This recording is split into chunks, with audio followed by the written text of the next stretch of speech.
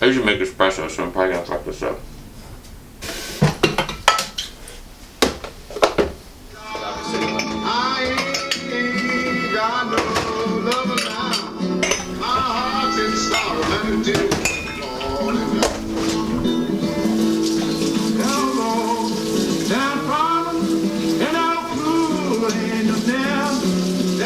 It's funny, man.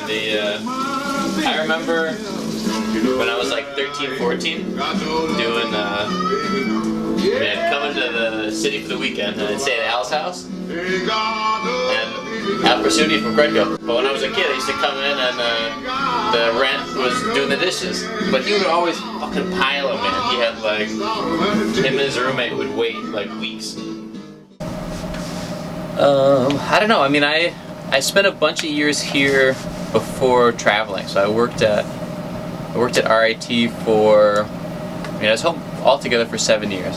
Some of that was studying, and then I got the full-time gig at RIT and worked there for a bunch of years in the research department. I was getting restless, like the idea of being in Rochester exponentially, just like, I gotta get out of here. But in 2014, I mean, my job had been pretty frustrating for a while, but everything kind of came to a head, and I put in my 2 weeks at work, and then realized, like, oh fuck, this is in March. This is like right before my birthday. I'm 27, like getting ready for maybe a couple weeks before my birthday, and I put in my 2 weeks at work, and then like it hit me like I got 2 weeks till I get my shit together, and I thought, okay, instead of just jumping into another job right away, I'll travel for a couple months. I mean, I always wanted to travel, not just to go to a point and then from that do some travels but have a home base. I wanted to have like a trip where I could just be traveling the whole time, have a backpack, and so the plan was 3 months originally. The original game plan was just take 3 months and travel and then come back and be an adult. And I'd saved up a bunch of money from working at RIT. In the end, it was like closer to 2 years traveling, and coming back home was culture shock for sure when I first came back. But I traveled for about 10 months, I think, almost a year, on the money that I had originally, and then ran out of money in Morocco. In Morocco is when I realized that I didn't have enough money to get home. And then it was like, alright, well, now what? So I worked in Morocco for a little bit, doing designs for this surf shop for surfboards. And then, these guys.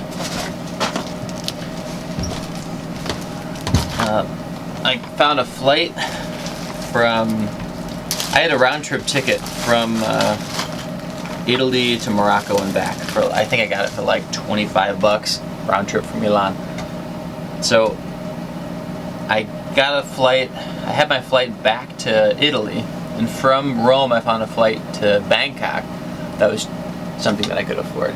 I had enough money to continue going east. Like all my chips like that way. I didn't have a job lined up at that point. But as soon as I committed to the idea that, I mean, working in Morocco, I was like, okay, like I can do this. I ended up finding a gig north of Chiang Mai, 2 hours north of Chiang Mai, working with this organization. And while I was there, they covered all my food, they gave me a place to stay, they gave me a motorcycle to use while I was working there. But it gave me like a month and a half to apply to other jobs, and that's when I applied to, from the jungle in northern Thailand, I applied to this college for teaching illustration at a fashion program. And I have no background in fashion, but I know how to teach, drawing and art, so I got that gig. But it was all just like connecting the dots, going to a place as like a base to make a plan. The idea was like, okay, like let me get to Thailand, and then in Thailand I can like get my shit together to apply for a real job. But after that, after moving, meeting so many people, and the first year of traveling, I don't think I spent more than 2 weeks in the same city. Coming back to Rochester, where it's like, I don't know, it's a different tempo, a different momentum of things, which is nice. In some ways it's, Lux is right around the corner, and friends of mine were jumping over the fence and getting beers in there at 15, and it hasn't changed that much.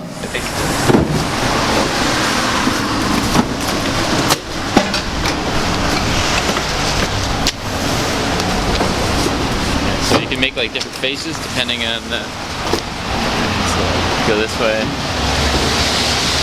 tongue, switch it up. I made one 9 years ago. It was sort of a similar idea, but over 9 years it fell apart.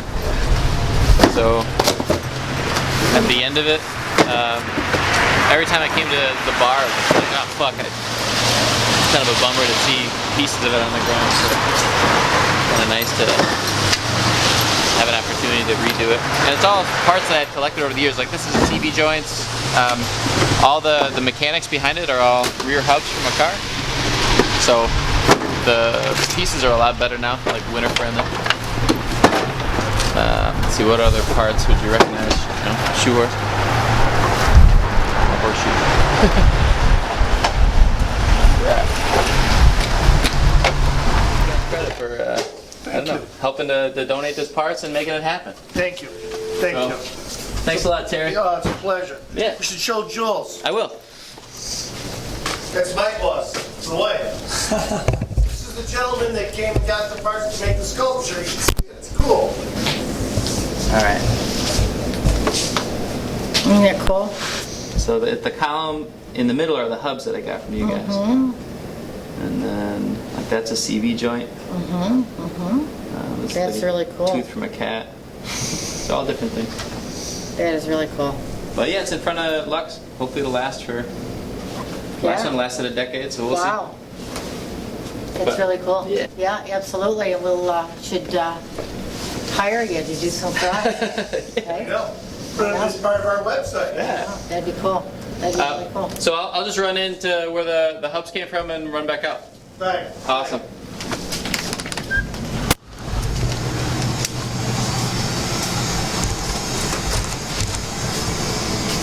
So it was cool. I've gotten parts here before in the past for my car, but I came in and talked to these guys. They run Action Auto Parts, and asked them about getting some pieces. I wanted to try to find some closed bearings that would be weather resistant for doing that sculpture.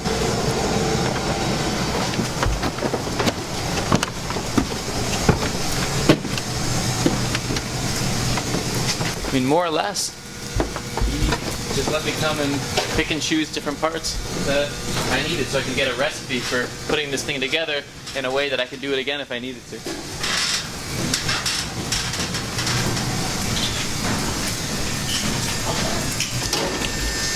Yeah, here we go. So this one, it's all encased, so I used ones like this.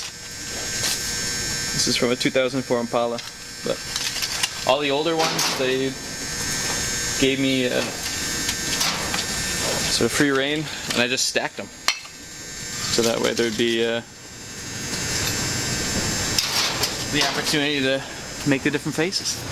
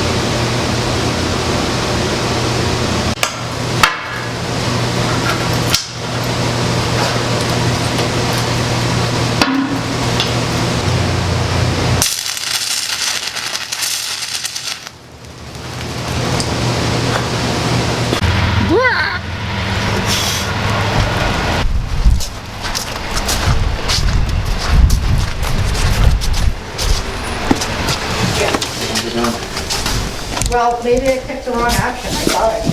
Hey Terry. Hey, buddy. I ran to the shop because I was going to show them the shop, but I made you guys a little quick sculpture. I know it's not probably what you were thinking, but you can put it up on the wall and it's got a hinge at the back. Look at you, bud. Guy blowing smoke. Look at that. I like that. All right. Thank you. It's great. Yeah. So it's not something big, but it's something I could do quick. So Thank you very much. yeah, of course. You're a good guy. Thank you. Thanks again for helping me out with those parts. Anytime. Anytime. We'll always help you. Great. We said you're the only one out of all the years that really came through, so thank you. Do you recognize what these are? No. The pistons. BYUM09. The long skinny guys with the. 75. These were in, well, I know they're car parts. These were in the shop 10 years ago when we moved into the current metal shop that we're in. There was all these old car parts. And I used those in early sculptures, but I found one. It's like the size of a pencil, and it's got these on each end. And I remember... Oh, I know what you're talking about. Yeah. They're push rods for the valves. Okay, that's what it is. Yeah. Absolutely, and they're hollow because the oil gets blown up through them. That is cool. It's a railroad tie, and bike gear, odds and ends. You're cool. You're All right. very cool. Well, have a good one. You too. Have a good trip. Stay All in right. touch, I will. right? I definitely will. You got my email, so send me a note once in a while. All right, I definitely will. Bye. Have a good one. Take care, guys. You see him? He needed this too. Having a tough afternoon. Yeah, perfect.